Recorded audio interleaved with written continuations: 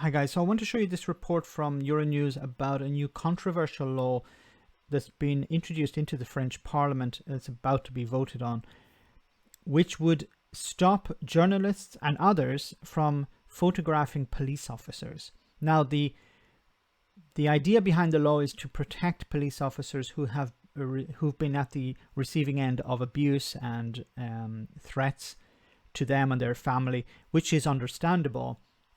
But police have a particular role in society where we can't allow them the same protections as we do ordinary citizens because of the role that they have. So let's see the report.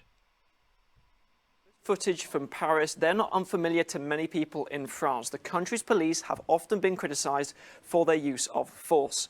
But these images that we're seeing could soon be a thing of the past. That is because France this evening has just moved closer to enacting a controversial global security law.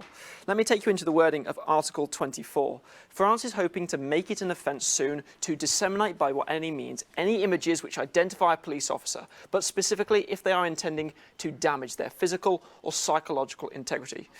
Okay, so how can the law determine that the intention of someone in this example, in this situation? So if I take a photograph of a police officer, how can the law know what I'm going to do with that photograph?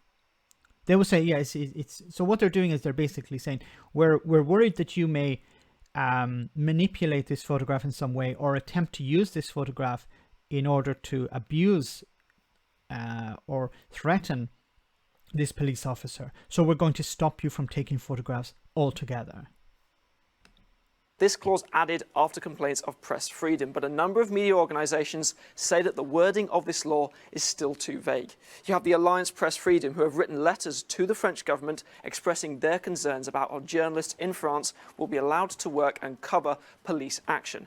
You have other organisations as well, like Amnesty France, who have gone even further to suggest that Article 24 could give rise to less police accountability. Now, when it comes to the media, the Interior Minister Gérald Darmanin has expressed his support for press freedom. He says that this law is intended to protect those people who protect us, citing increasing examples, he said, of where police officers in France have been threatened and harassed in their line of work. And indeed, the law has been welcomed by a number of police unions, such as the Alliance for Police Nationale, who said on Twitter that it is an important victory for the authorities.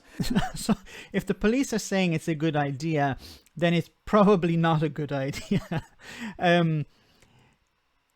The journalists are saying we need to be able to police. We need to be able to police the police. We need to be able to hold these people to account. When these people go beyond their remit, they need to be held to account.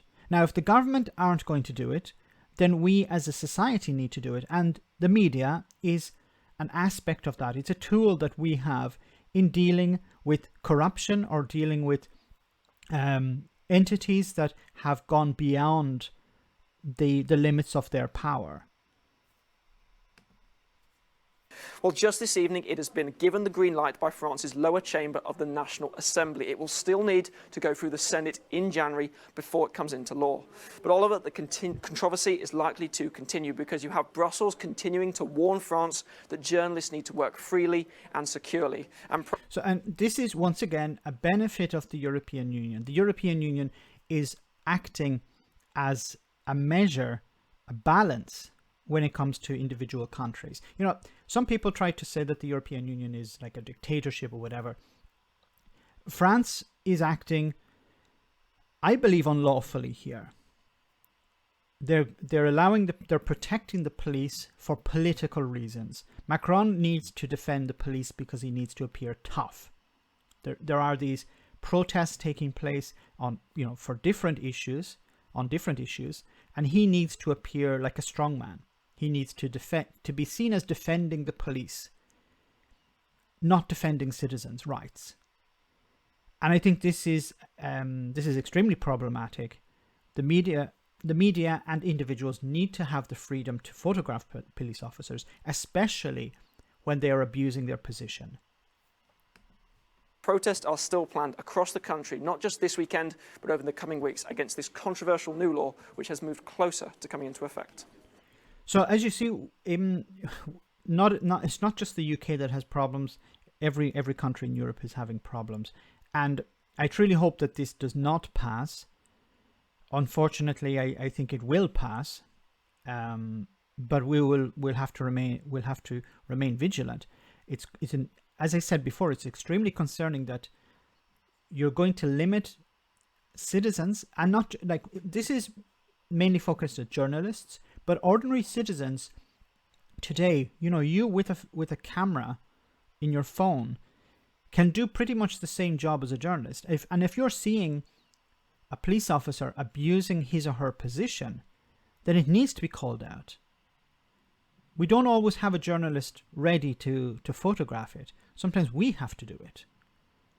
And the idea that we're going to protect the police officers, and as I said before, there should be legislation, and I'm pretty sure there is legislation to protect individual police officers from abuse and from threatening behavior.